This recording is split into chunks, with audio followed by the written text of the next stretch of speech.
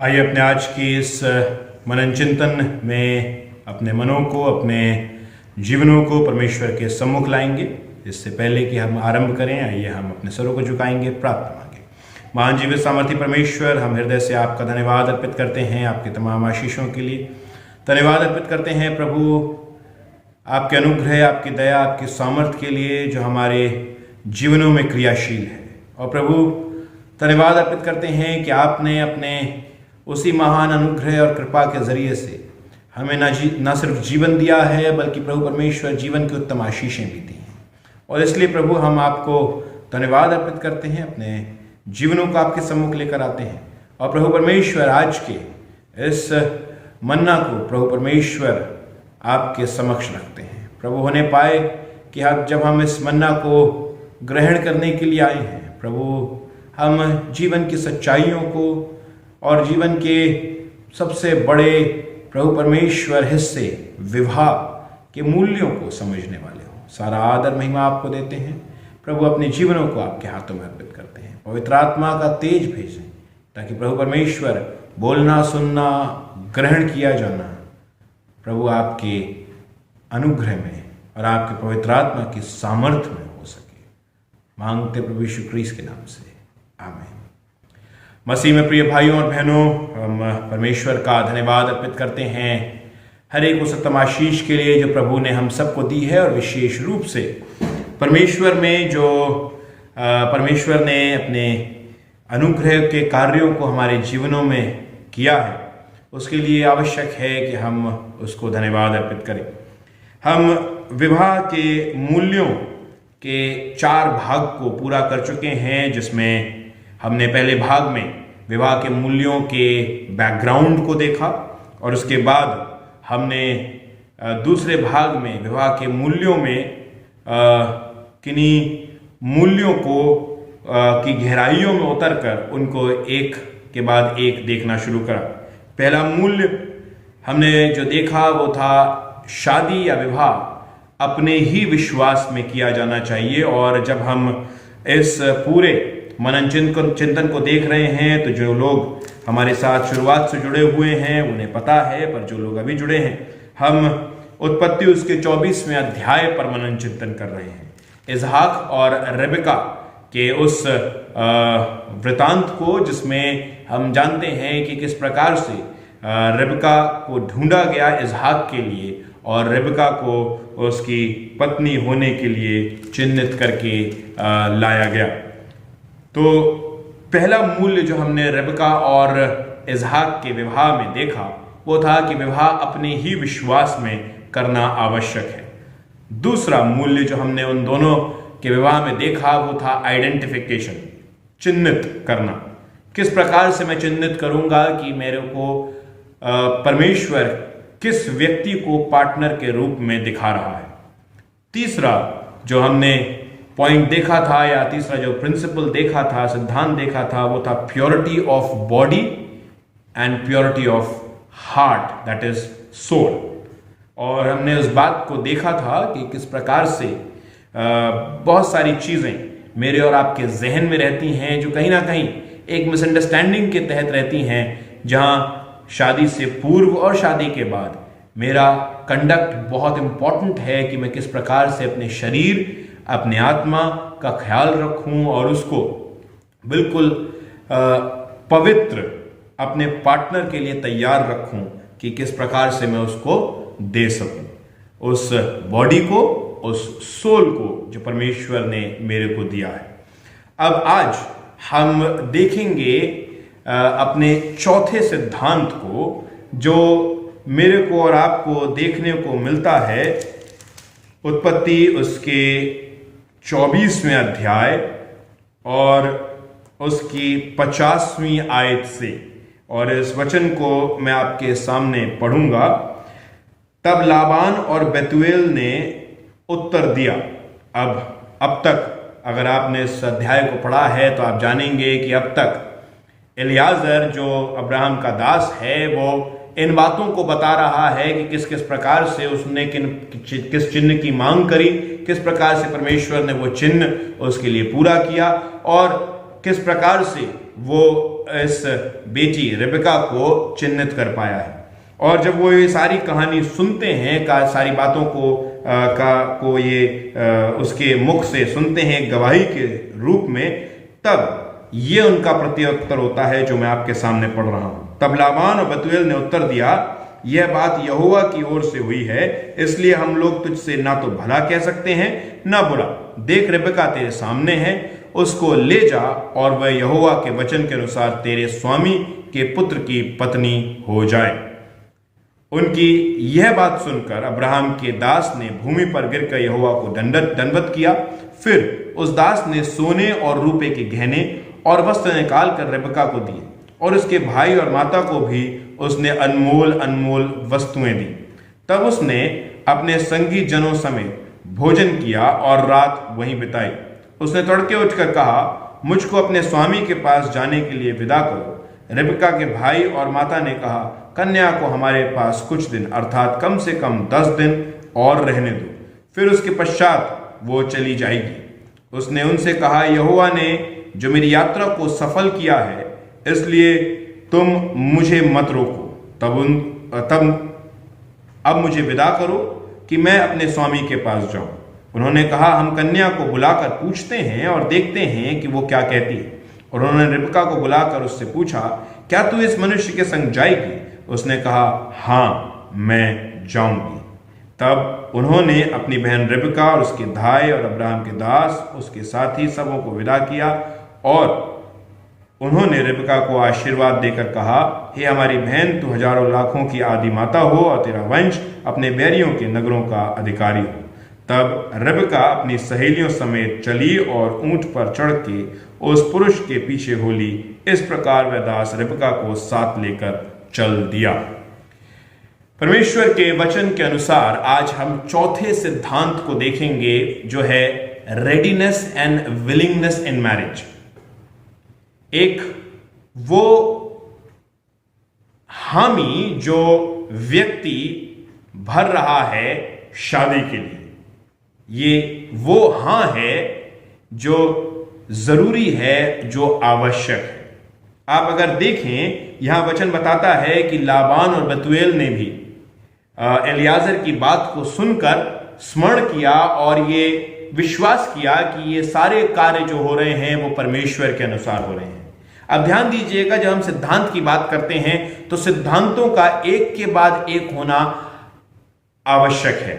यानी ये हम ऐसा समझ सकते हैं कि अगर सिर्फ एक सिद्धांत पूरा हो गया है तो मैं ये समझूं कि मैं किसी प्रकार से ये समझ सकता हूं कि ये विवाह परमेश्वर की ओर से है, तो मैं कहूंगा ये अधूरी बात है।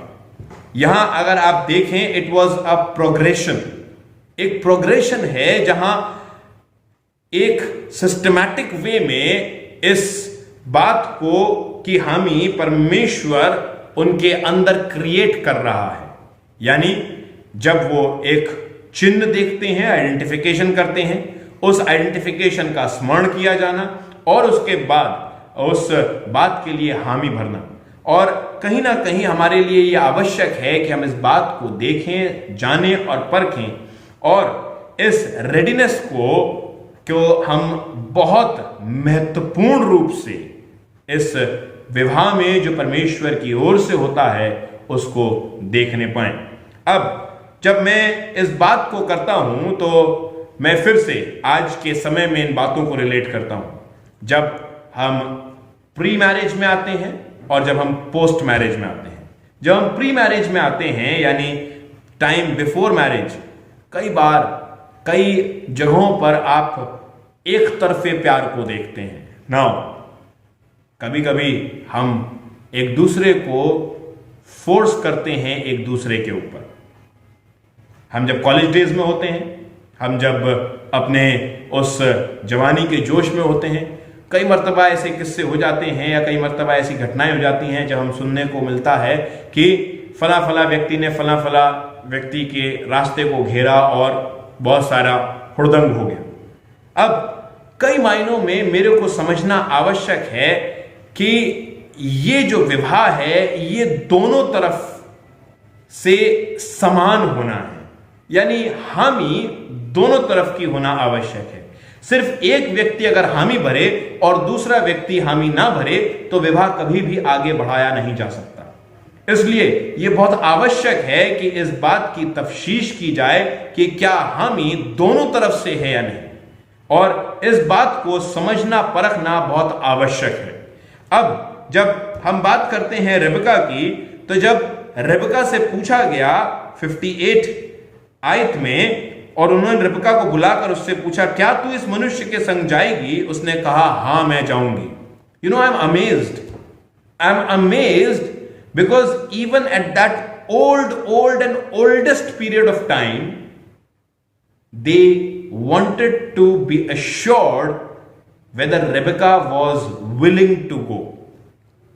उस पुराने समय में भी ये देखा गया, ये इसकी पड़ताल की गई कि क्या रेबेका खुश है, क्या रेबेका तैयार है, क्या रेबेका की हामी है इस विवाह के प्रति। और हम जानते हैं जब रेबेका हां बोलती है तो वो तुरंत रेबेका को उसके साथ उस दास के साथ भेज देते हैं। यानी मेरे और आपके जीवन में इस हामी का होना बहुत आवश्यक है। एंड यू नो, ये हामी पार्टनर्स की होना सबसे ज्यादा आवश्यक है। कई बार पेरेंट्स इंपोज करते हैं अपने आप को, बेटा ये मैच तुम्हारे लिए बहुत अच्छा है और ये मैच तुम्हारे जीवन और तुम्हारे फ्यूचर, तुम्हारी बहुत सारी बातों के लिए एक बहुत अच्छे प्रोस्पेक्ट को लेकर आएगा, so you go head with this. Many times मैंने इस बात को देखा है कि बच्चे या तो अपनी एक दृढ़ इच्छा पेरेंट्स के सामने जाहिर करते हैं और कई बार नहीं भी करते हैं, और एक बहुत बड़ा द्वंद्व होता है परिवार में जहां बहुत सारी परेशानियां उत्पन्न हो जाती हैं।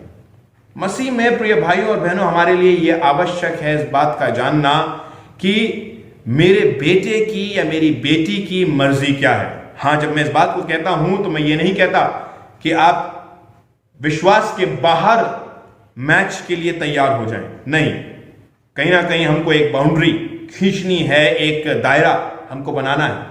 पर मेरे और आपके लिए यह जानना आवश्यक है कई मायनों में कि विवाह कौन कर रहा है। मैं नहीं कर रहा हूं, मेरा बेटा या मेरी बेटी कर रही है। इच्छा किसकी जानना जरूरी है, मेरी नहीं, मेरे बेटे या मेरी बेटी की। क्यों? क्योंकि जीवन किसको जीना है, मेरे को नहीं, मेरे बेटे को या मेरी बेटी को। एक बहुत ही लॉजिकल बात बोलूंगा जो शायद पेरेंट्स को कभी कभी बुरी लग सकती है जब मैं इस बात को करता हूं। आप अपने बच्चे के विवाह के समय कितने उम्र के होते हैं? करीब करीब 50। कितने साल और आप जी पाएंगे? अगर मैं अमूमन एक अनुमान ही लगाऊं तो करीब करीब 20 साल। आपका बेटा एक अनुमान के तहत कितनी उसका लाइफ स्पैन है? करीब करीब जब वो शादी कर रहा है 25 साल, करीब करीब 40-50 साल। यानी आप समझ सकते हैं कि आपके जाने के बाद का भी जीवन उस बेटे का या उस बेटी का है। मैं इतना सब क्यों बता रहा था? कहने का तात्पर्य यह है, जीना उस बेटी के साथ आपके बेटे को है, आपको नहीं। कई बार मैंने देखा है पेरेंट्स ये बोलते हैं ये जो लड़की है ये हमारे लिए अच्छी बहू साबित नहीं हुई। I would be sad to hear that, but more than that you should be happy if she is a good wife to your son। यह बात बहुत ज्यादा जरूरी है क्योंकि विवाह दो लोगों के जुड़ने का कार्य है, और अगर वो सही प्रकार से जोड़े गए हैं या सही प्रकार से जुड़ गए हैं तो सब बातें बहुत अच्छी हैं। अगर वो सही प्रकार से नहीं जोड़े गए हैं तो कहीं ना कहीं ये एक परेशानी का सबब है। उस बात के लिए चिंता करना मेरे और आपके लिए आवश्यक है, नहीं ना तो उस बात के लिए चिंता करना कि मैं एज पेरेंट अपने बहू को या अपने दामाद को किस रूप में देखना चाहता हूं, बिकॉज मैंने अपनी इच्छाएं अपने विवाह में पूरी कर ली हैं। अब मुझे हक देना है अपने बेटे को या अपनी बेटी को कि वो अपनी इच्छा अपने विवाह के लिए पूरा कर सके। हां, एज गाइड, एज पेरेंट मेरे को और आपको चौकसी रखनी है, पर मेरे को और आपको इंपोज नहीं करना है. You no, readiness is very much needed. Many a times parents imposing become parents interference. कई बार माता पिता इंपोज करते हैं और इंपोज करते करते इंटरफेयर करना शुरू कर देते हैं. मैंने कई मैरिजेस को देखा है, कई ऐसे विवाहों को जहां दुख के साथ कहता हूं कि जोड़े अलग हो गए, और जब उनकी काउंसलिंग करने के बाद मैंने उस हश्र को देखा कि वो लोग अलग हो गए, और जब मैं बैठा और मैं इस बात को जांचने लगा कि क्या कारण था उनके अलग होने का, तो इट वॉज नथिंग. कुछ भी कारण नहीं था. एक बार एक जोड़े को मैं और मेरी वाइफ दोनों अलग अलग काउंसिल कर रहे थे. She was counselling the girl, I was counselling the boy, and you no, after counselling them, after hearing them for at least 2 hours, मेरे को और मेरी पत्नी को रीजन ही नहीं समझ में आ रहा था कि ये लोग अलग क्यों होना चाह रहे हैं. You know, there was no valid reason. The only reason that I could learn from the girl was that मेरी मम्मी को ये लड़का नहीं पसंद है. Wow, a very strange and a very good example or good reason that you have given. Reason कुछ भी नहीं है. मेरी मम्मी को ये लड़का पसंद नहीं है, इसलिए हम ये शादी अब तोड़ना चाहते हैं. शादी किसने की? आपने.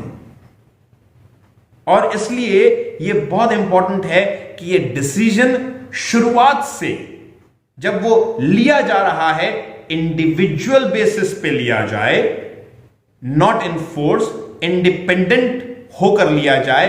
तभी आप इस डिसीजन को लेकर आगे बढ़ सकेंगे.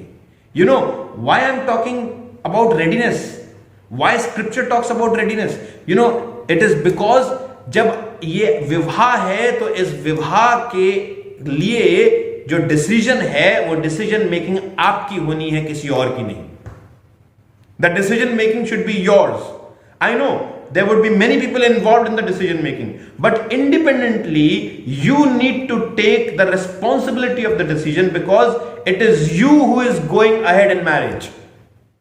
शादी कई बार मेरे को और आपको एक सेलिब्रेशन लगती है, and you know we all work for that. बहुत सारी मेहनत करी जाती है शादी के लिए. न जाने कितने लोग दौड़ते भागते रहते हैं. जब पहली पुकार डलती है उस दिन से लेकर हल्दी के दिन तक, और हल्दी के दिन से तो फिर ऐसा लगता है जैसे एक युद्ध छिड़ गया है. सारी और लोग भाग रहे होते हैं, इसको तुमने इसका इंतजाम नहीं करा, उसका इंतजाम नहीं करा, यहां ये नहीं करा है, वहां वो नहीं करा है. सब लोग भागा दौड़ी करते रहते हैं. कई बार स्लीपलेस नाइट्स होती हैं परिवारों की. क्यों? क्योंकि शादी का जो समारोह है वो अच्छी प्रकार से हो जाए. मैं ये नहीं कहता उसके लिए हमें मेहनत नहीं करनी है, but you know the real marriage is not in the arrangements that you do. The real marriage is not the decoration. The real marriage is not only the singing that is there, not the DJ, not the dancing, not at all.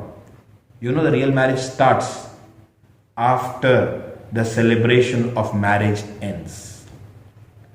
असल शादी, असल विवाह उस पूरी मेहनत मशक्कत जो आप कर रहे होते हैं उसके बाद शुरू होता है.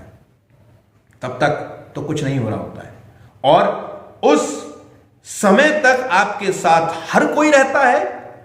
पर जब day 1 ऑफ मैरिज शुरू होता है, it is you and your partner alone. No one else. And if it is you and your partner alone who is starting from day 1 independently, you know you will carry forth your marriage till the end. But अगर आप कहीं इसका सहारा, कहीं उसका सहारा, कहीं यहां पर मदद, कहीं वहां पर मदद, और अपने डिसीजन मेकिंग में आप हर एक व्यक्ति को इन्वॉल्व करने लग रहे हो, मैं नहीं समझता फिर आप विवाह को आगे एक सुंदर रूप से लेकर जा पाएंगे. So, even for parents, this is there that there should not be any interference. and for the partners, you should take your responsibility of getting married, the decision that you are making, and go ahead with it. Parents एक बहुत lame excuse देते हैं, मैं हमेशा शादी के विवाह के समारोह में बोलता हूँ, बहुत लेम एक्सक्यूज बोलते हैं, भाई साहब अभी तो ये बच्चे हैं, तो फिर बाल विवाह मत कीजिए। मेरा प्लेन आंसर है, बाल विवाह मत कीजिए। अगर आप समझते हैं कि ये बच्चे हैं तो उन्हें बच्चा रहने दीजिए, जब वयस्क हो जाएंगे तब हम उनकी शादी करेंगे। और अगर आप उन्हें शादी के लिए लेकर आए हैं तो मैं ये कहूंगा कि अब ये एक्सक्यूज देना बंद कर दीजिए, क्योंकि इस एक्सक्यूज के कारण सिर्फ आप एक स्कोप देखते हैं कि आप कैसे इंटरफेयर कर सकें।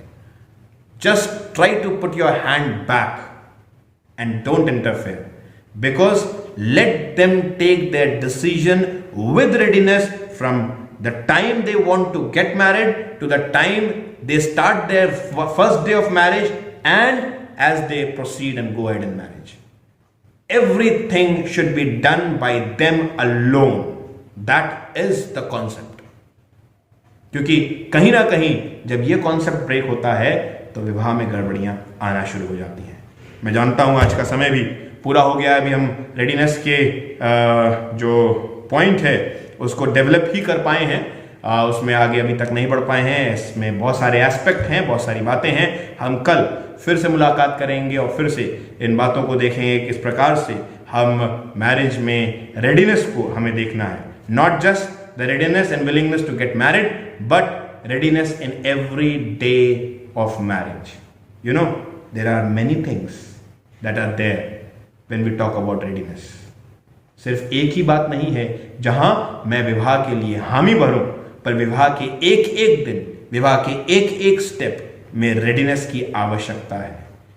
No one, neither the parents, neither the partner should impose themselves on others, on both the sides. इस तरफ के पेरेंट्स को इस तरफ के पार्टनर, और इस तरफ के पेरेंट को इस तरफ के पार्टनर, और इस तरफ के पार्टनर को इस तरफ के पार्टनर पर, या इस तरफ के पार्टनर को इधर के पार्टनर पर, किसी को भी किसी पर इंपोज नहीं करना है। You know, every decision that you take in marriage should be by readiness, should be with that confident feeling that I really want to do it, and that is what we would see in the next series, in the next part as we go forward. For today will close in prayer. हम प्रार्थना में जाएंगे, अपने सरों को झुकाएं, प्रार्थना करें। महान जीवित सामर्थी परमेश्वर, हम हृदय से आपका धन्यवाद अर्पित करते हैं प्रभु आपकी तमाम आशीषों के लिए। और प्रभु, जब हमने इस कॉन्सेप्ट ऑफ रेडीनेस को देखा है प्रभु, होने पाए आपके उद्धार में भी जब हमारे रेडीनेस की, हमारी हामी की आवश्यकता सबसे बड़ी है, क्योंकि जब तक मैं ना चाहूं कि मैं उद्धार को एक्सेप्ट करूं, मेरे को उद्धार नहीं मिल सकता। उसी प्रकार से प्रभु परमेश्वर, विवाह को भी मैं उसी प्रकार से देखूं कि जब तक मैं रेडी ना हूं, मेरे पे कोई भी बात इंपोज नहीं की जाए, और किसी भी बात में हम एक दूसरे को इंपोज करने वाले ना हो, चाहे जब हम माता पिता हो, चाहे जब हम पार्टनर हो। प्रभु, हम किसी भी प्रकार से एक दूसरे पर अपनी बातों को इंपोज ना करें, बल्कि पूरी आज़ादी के साथ अपने जीवन को आगे लेकर बढ़ने वाले हो। सारा आदर में आपको देते हैं, मांगते प्रभु यीशु क्रिस्त के नाम से, आमीन। आए हमारे बाप, तुझे आसमान पर है, तेरा नाम पाक माना जाए, तेरी बादशाहत आए, तेरे वजह से आसमान पर होती है, जमीन पर भी हो। हमारे रोज के लिए आज हम बख्श दे, तुम को माफ करते हैं, तू हमारे कसूरों को माफ कर, हमें आजमाइश ना पड़ने दे, बल्कि बुराई से बचा, क्योंकि बादशाहत कुदरत जलाल हमेशा तेरे ही है, आमीन। और हमारे खुदा यीशु मसीह का फजल, खुदा बाप की मोहब्बत और रूह पाक के रिफाकत और शराकत हमें से प्रत्येक के साथ, तमाम विश्वासियों के साथ, विशेष रूप से कलीसिया के साथ, अब से लेकर हमेशा तक होती रहे, आमीन। सबको जय मसीह की।